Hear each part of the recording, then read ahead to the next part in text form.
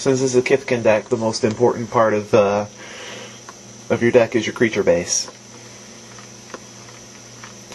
We got 11 1-drops in here. The most important 1-drop to play being Gold Medal Stalwart. It's a 2/2 that comes into play in the first turn, and since we have almost 30 Kithkin spells in here, finding a Kithkin to reveal shouldn't be a problem.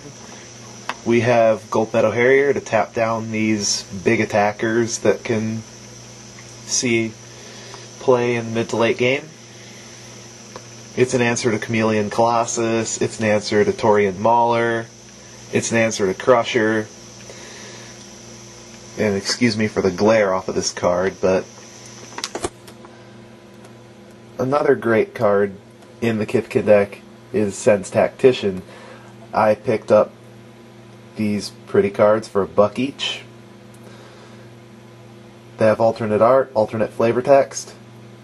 They're solid cards in general.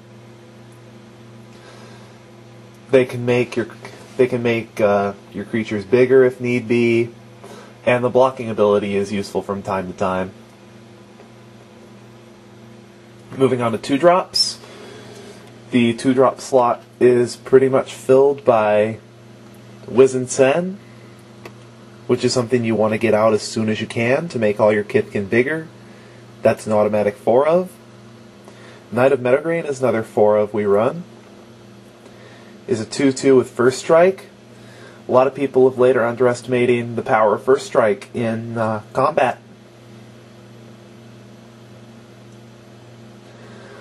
And the life gain is always nice. We have we don't have that many 3-drops. When I built this deck, I did not have all the Kinsbale Border Guards. I'm going to be getting another one shortly, and it's going to be going in the deck. They are great because they're your biggest creature. Usually they come into play at least 4/4. And it's also a fantastic card to have after Wrath of God. I'm not sure about actually running Wrath of God in the main board, since it's kind of counter to what your deck is. Another finisher is Mirror Entity. I had been debating whether to run 2 or 3 of these. I've begun to find that the correct number is 2, because you don't want to see them every game. You just want to see them in the late game when you have 4 or 5 lands. Because you have a bunch of little guys that you can make 4/4s and swing for 16, 20, or even higher amount of damage. Usually enough to win the game. Now what makes my Kithkin deck so different is the number of non-creature spells I run. I run a lot of non-creatures. I'd like to start at probably the most controversial pick in the deck, Surge of Thoughtleft. It's a Kithkin spell, meaning if you're taking the Ballyrush Banneret route, that Banneret will reduce the cost of Surge of Thoughtleft to 1 white mana to pump all your creatures 1/1 until end of turn. It's great for dealing these last few points of damage if you need to. And another thing people forget is that it draws a card, so you're not losing any tempo. Oblivion Ring, automatic 4 of. It deals with a lot of troublesome permanents, such as... It's really your only permanent answer to Chameleon Colossus, and it's not really an answer to it. It can deal with some other troublesome cards, like in the Reveillark matchup. It's your only answer to Teferi's Moat. If you don't have... excuse me. If they resolve Teferi's Moat, your only solve to it, main board, is an Oblivion Ring, which they'll usually bounce. If you don't have an answer to Teferi's Moat set to white, it's game over. Sunlance is 1 mana removal in white, which is absolutely bonkers. Automatic 4 of in any deck, any Kithkin deck. Malicious Pride is another card a lot of people argue about. It allows you to make a bunch of guys really fast around 3rd or 4th turn. Since your critical drops are on turn 1 and turn 2, Border Guard, I don't like dropping Border Guard on turn 3, but on turn 5 he's just incredible. The problem a lot of people have with Malicious Pride, despite that it is an incredible enchantment for this deck, is it's not a creature.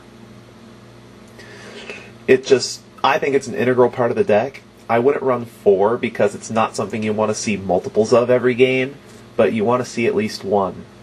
My rule with how many of a card to put in a deck is if it's something that you don't need to see every game, but you'd like to have on occasion, I'd run 2. If you want to see it every game, run 3. If you want to see it every game and you don't mind seeing multiples of it, run 4. And if it's a tutor target, just run 1. Mana Tithe main board is a choice that I have really not been impressed with. I mean, you'll counter Wrath of God, or you'll counter the Pyroclasm or Sulphurous Blast that wipes your field, and it can get rid of some other nasty spells, but when you have this set up correctly, the Kithkin deck likes to spend all its mana on its own turn, so you often don't have mana available to tithe. Let's move on to the mana base. It's pretty simple mana base. I'm running 2 Mutavaults, 4 Rustic Clatchends, 3 Brushlands, and 11 Plains. You want to run between 19 and 21 land in this deck. The Clatchends in this deck are strictly better than a basic Plains, because you'll always have Kithkin, and the reinforceability is useful from time to time. It's a really nice trick with Sen's Tactician or Kinsbale Border Guard, because you can get an extra dude, or you can mess up somebody's combat math by causing a creature to be able to block multiple creatures. The Brushlands are pretty standard. Whether you'd want to run Horizon Canopy over them depends on how much double white you have in the deck. Mutavault is pretty much a staple in any creature deck. If you're going to be running this on a budget and you don't have the money for Mutavaults, I would run Forbidding Watchtower instead. It's not as good, but it's what it does. It's a creature that doesn't die to Wrath. Moving on to the sideboard.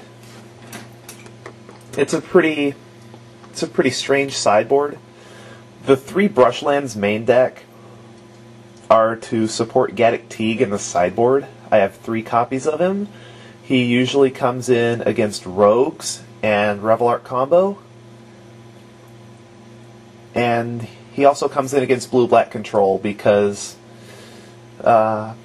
he stops any spells with converted mana cost 4 or greater from being played, which means they can't Wrath, they can't Damnation, they can't use a lot of counterspells, they can't cast Teferi's Moat. Elf decks, I wouldn't bring it in against Elf decks, but the only thing it does is says they can't cast Harmonize. It's really brutal against blue-black control, because they can't Teachings. They can't even flash it back. Paladin and Vec, usually brought in against red decks. Brigid is an interesting sideboard. Brigid is brought in against 2 decks. It's brought in against Rogues, and it's brought in against the Kithkin Mirror. Most Rogue decks don't run any removal beyond Nameless Inversion, so unless they have an answer to her right away, it usually just goes nuts, since all their creatures generally have 1 toughness, so even if they have a bad moon out, Brigid is just going to go nuts over their board. Wispmare is for rogues because they rely on Bitterblossom and Bad Moon to bring in not big creatures, but a lot of annoying things that have evasion. Not to mention, Wispmare flies and has 3 toughness, so it's a good blocker, and you can evoke it for a white mana in a pinch. Luminesce is my most controversial sideboard card.